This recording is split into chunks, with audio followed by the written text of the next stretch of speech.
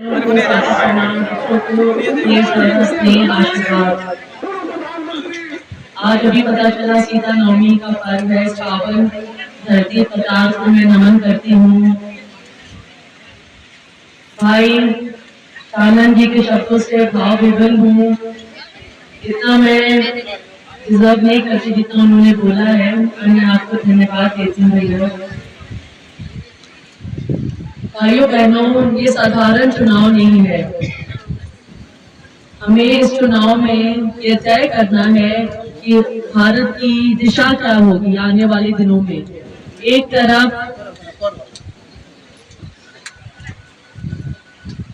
एक तरफ भाजपा मोदी सरकार की सकारात्मक राजनीति है, तो दूसरी तरफ विपक्ष की नकारात्मक राजनीति जो कि दिशाहीन है।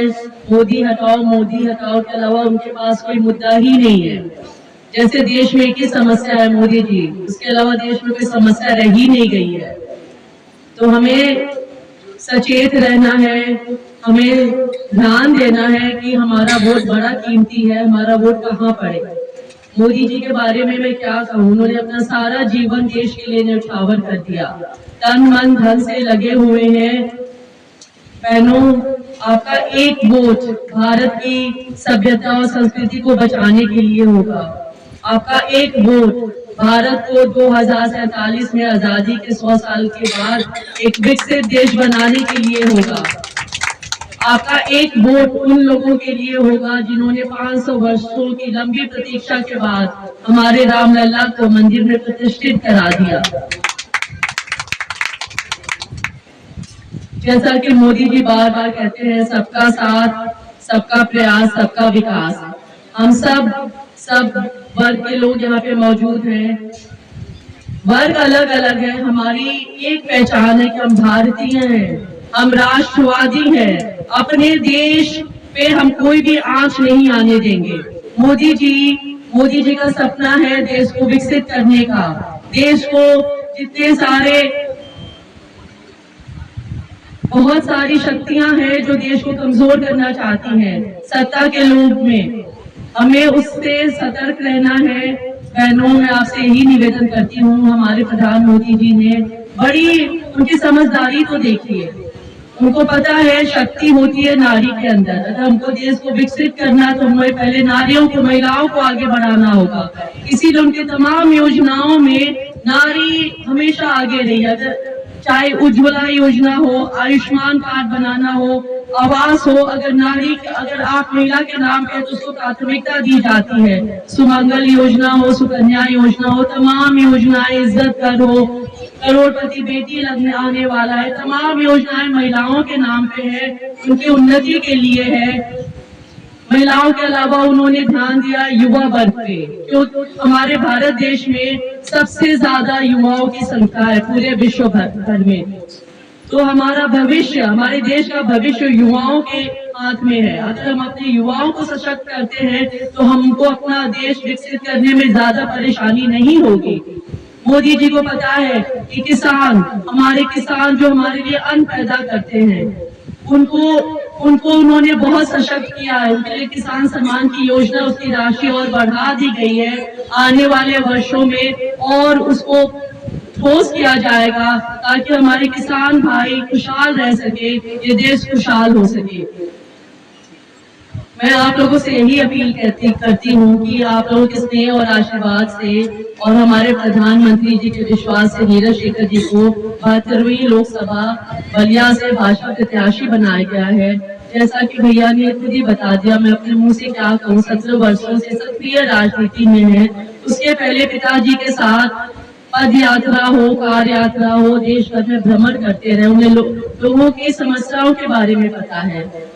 उन्होंने कभी कोई व्यवसाय नहीं किया। मैं पूछती थी हमारी शादी होती, आप कुछ करते क्यों नहीं है, तो कहते थे मुझे सिर्फ देश की सेवा करनी है, लोगों की सेवा करनी है, मैं राजनीति में आना चाहता हूँ। पिताजी कहते थे कि जब तक मैं हूँ घर का, परिवार का, कोई राजनीति में नहीं आएगा। आप अपने बलबूते ही क्यों नहीं आओ, कहीं ना कहीं मेरा नाम इस्तेमाल हो ही जाएगा।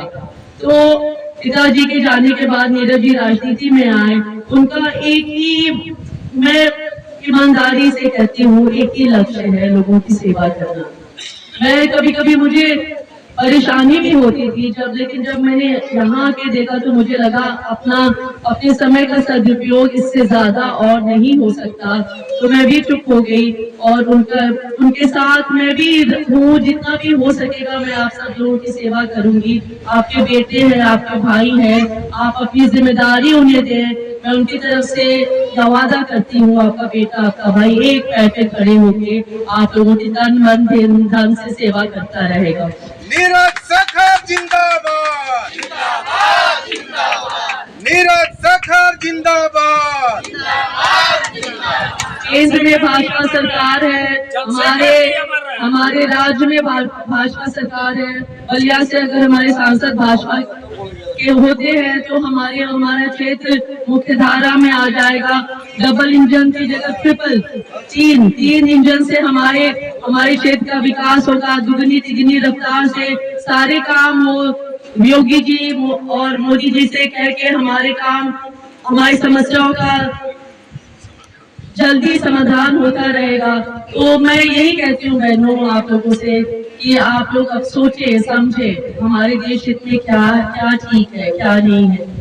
लोगों के बहकावे में नहीं आना है। 1 जून को चुनाव है, भीषण गर्मी है और 15 दिन में गर्मी बढ़ सकती है, तो हमें ध्यान रखना है। प्रधानमंत्री जी का नारा है, पहले मतदान फिर जलपान। ये छोटी बात नहीं है, क्योंकि गर्मी इतनी है, हो सकता है तबीयत किसी की थोड़ी ठीक नहीं हो तो दिन में और बिगड़ सकती है। तो हमें यही कोशिश करना है कि सुबह 7 साढ़े 7 बजे मतदान केंद्र खुल जाते हैं, जाके अपना वोट देना है। कमल के बटन को तब तक दबाना है जब तक बीप बीप की आवाज ना आ जाए, कमल ना दिख जाए, ताकि हम सुनिश्चित हो जाए कि हमारा वोट पड़ चुका है। तो अगर हम इस तरह से अपना समर्थन देंगे अपने प्रधानमंत्री जी को, तो उनका जो नारा है अब की बार 400 पार, वो उनका सपना साकार होगा। भारत को विकसित देश बनाने का सपना साकार होगा। हम सब खुशहाल रहेंगे, हमारे बच्चों का भविष्य अच्छा होगा। इन्हीं शब्दों के साथ मैं आप लोगों से विदा चाहती हूँ, अपनी वाणी को देती हूँ विराम। जय श्री राम, जय श्री राम, जय जय श्री राम। भारत माता की जय, भारत माता की जय। प्रणाम।